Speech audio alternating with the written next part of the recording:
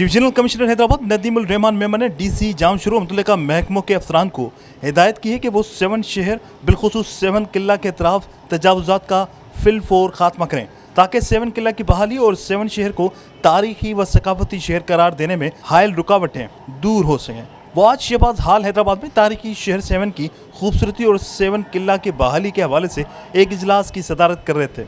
इजलास में additional commissioner Hyderabad Sanaullah Rind, DC Jamshoro, ASSP Jamshoro, endowment fund trust के सेक्रेटरी अब्दुल हमीद आखुंद के अलावा दीगर मुतल्लिका अफसरान ने शिरकत की। इजलास में 7 किला की तारीखी हैसियत में बहाली और 7 शहर को तारीखी व सकाफती शहर करार देने के मुतल्लिक तमाम तर मतलूबा इक़दामात का जायजा लिया गया।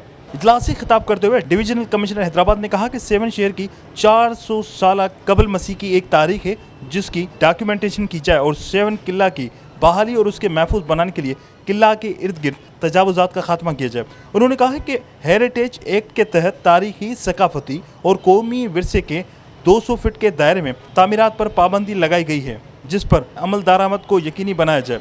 डिविजनल कमिश्नर हैदराबाद ने एसएसपी जामशरू और महकमा आपाशी को हिदायत की कि किले में मौजूद तारीखी बंगले से अपने दफातर फिलफोर खाली करें ताकि उसे AFT के हवाले किया जाए।